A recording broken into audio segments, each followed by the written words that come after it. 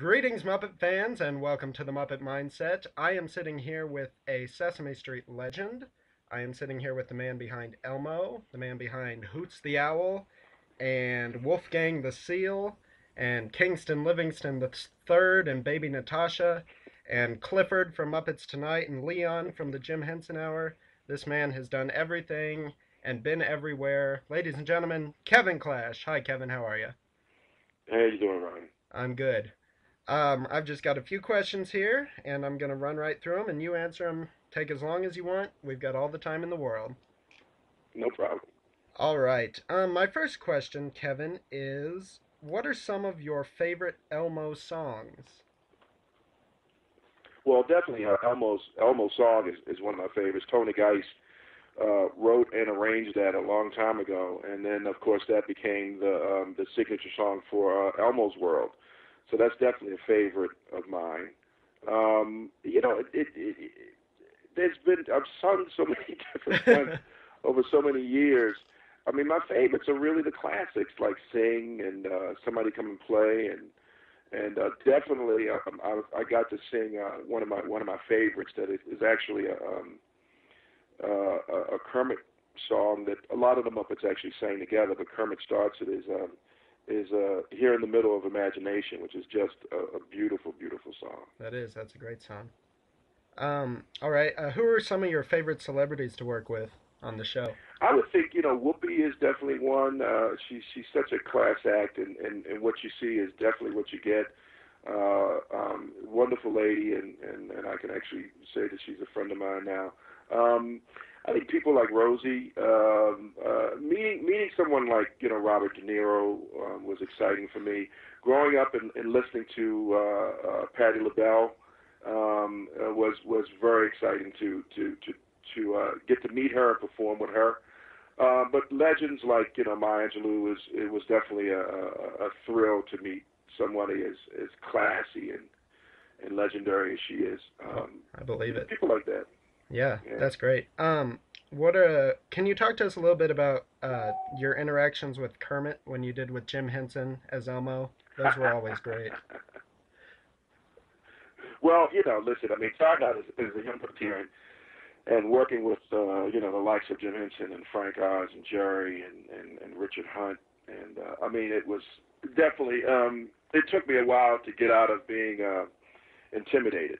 It took me definitely a while, but I loved. I think one of my favorite songs that I got to do with Jim was, of course, One Fine Face with Ernie and Elmo. That was definitely, and that was a song by Jeff Moss. Definitely a favorite song. That's one of my And favorites to too. get to work with, it's a beautiful song, and to get to work with Jim with Elmo, just by ourselves was definitely a lot of fun, and of course something I'll never forget. Yeah. Um, Talk to us a little bit about Rocco, Zoe's pet rock. Those are some of my favorite. Now you're funny. Okay, about Rocco. It definitely brought out a different side in Elmo, which we've always had a lot of fun with.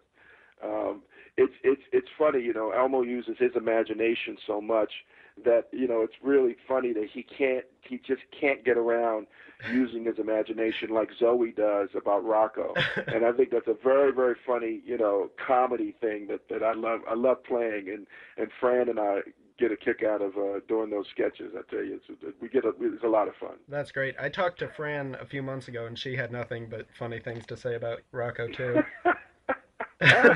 Yeah, it's always fun to you always want your characters to be three dimensional, Mhm. and once you can play to a different type, is always a lot of fun, and that brings out like I said a different part of Elmo, which is kind of a impatient, kind of irritated part of Elmo, which is it really is a lot of fun to play.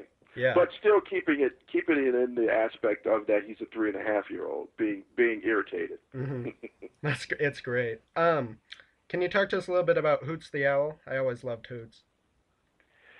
Hoots comes from my mom loved jazz and she loved Motown and we always had that type of music in the house, and so that so I grew up, loving that music like my parents did, and so that it was always exciting to be able to get a character that I could put that in, and Hoots was definitely it. I got to work with some wonderful people like Joe Williams and Bobby McFerrin and it's been always John Legend. It's been really, really exciting being able to to have not only Hoots who has this kind of jazz type voice like a Louis Armstrong, but also plays the saxophone, which I love that instrument. I can't play it to save my life, but we over the years we've gotten wonderful saxophonists to play for Hoots, and one I truly love working with is Blue Lou Marini, who's from the Blues Brothers, who sometimes comes in and gives Hoots a hand with his sax. Wow. Can you talk a little bit about Clifford? I always liked Clifford quite a lot, but as I'm sure you know, there are some people who didn't enjoy him as much. Well, it's interesting. Clifford, I remember sitting down with Jim and talking about, listen, we really want to give you a character that says, in certain ways where you came from, or put your sense of humor in. At the beginning, Clifford had kind of this really cool quality with his glasses. He came, he had his own type of feel for the Muppets, and unfortunately, they tried to change him. If they would have kept him the way he was, I think he would have worked a lot better. They changed him when he became the host of Muppets Tonight, which he should have never become. Of course they gave me that opportunity and I went with it. But they took his sunglasses off, they took his coolness away, they tried to make him this clumsy character, which it's not. Hoots is a very cool, not Hoots, but Clifford is a very cool, very, very laid back, with his own type of sense of humor, and that wasn't the place for him. And unfortunately, that kind of put him aside to become one of the main Muppet characters, which is, listen, you try things. I've tried, different characters over the years, and they either work or they don't. Mm-hmm. And that's one that I think, I'm thinking about trying to find some other vehicles for him. Yeah. Not necessarily with the Muppet Clan, but maybe something on his own with another, with a human sidekick. With crime solving or something. That would be great. I think he still has a place of with a different type of Muppet. Yeah. It's just that he hasn't been used the right way, and that happens with Sesame Street. That happens with any of when you're developing a character. You try to a certain extent. You try it in different ways, or you let it go. But I think he still has some legs, and we'll see what we can do with him in the future. Yeah, I always really liked him. Talk to us a little bit about getting to direct on the show and specials and stuff like that. It's interesting. I started a while ago when we used to do some stuff for Fox Children's Network. When they had their own channel, or what, I forget what it was, but Fox.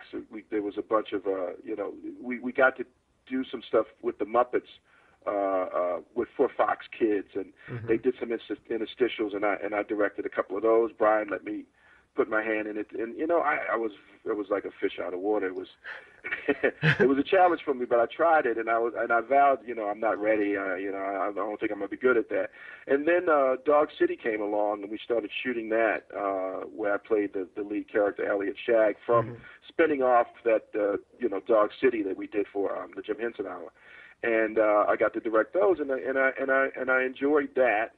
And then I had the opportunity to do it for Sesame, and I felt as though I was around it long enough, and had learned from legendary John Stone on Sesame Street. I kind of shadowed him a lot when I wasn't performing, and said I was ready, and fortunately the producers gave me that opportunity, and now I'm having just a great time directing some fun stuff with all of us on Sesame. Yeah, definitely. Well, is Elmo there? Hello? Hi, Elmo. When Kevin is there, Elmo's always there. And why is that? Elmo has no idea. It's kind of weird. It is kind of weird, isn't it? I've Yeah. got a few questions for you, Elmo. Do you have time to answer some? Shoot.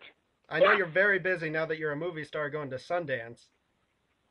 No, Elmo just going because Elmo wants to go and ski. Oh, I understand. That'll be a lot of fun. Are you excited?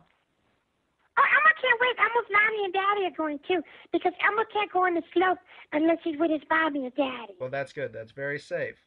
All right. So Elmo doesn't think he's going to be at Sundance. Who's your best friend on Sesame Street? Elmo's best friend is Elmo's pet goldfish. Yeah. So it goes Dorothy, then Big Bird. Yes. Does Big Bird know that? Yes, he does. Okay, good. He's okay with it too. Oh, good. That's what matters. Oh, what do you think about Oscar the Grouch? Oh, he's wonderful. He's really, really cool. He's a grouch, and Elmo understands that. But Elmo's seen his soft side too. Yeah. You've also seen the inside of his trash can, haven't you? Oh yeah. Yes, indeed. It took Elmo about 2 weeks to wash all of that off. Did you just go to the dry cleaner? Yeah. Elmo just used soap and water like everybody else. Oh, good. What about Mr. Noodle? Elmo loves Mr. Noodle. He needs Elmo's help. Yeah, I can definitely see that. Yes. What about Super Grover? I know you've helped him out a few times. Yeah, but you know what? Super Grover doesn't need that much help. He's so cool. He is pretty cool. Yes, especially that now he's Super Grover 2.0. Yes, he got an upgrade. Yes, he looks Okay. really cool now. One last question for you, Elmo, and it's a tough one. Are you ready? Okay. What is the best thing that you've learned on Sesame Street? The best thing that Elmo had learned on Sesame Street to say thank you and please. Oh, That's very important. that is very important. And not just to say Mr. and Miss when you're an adult. Yes, that is very true. Very good answer, Elmo.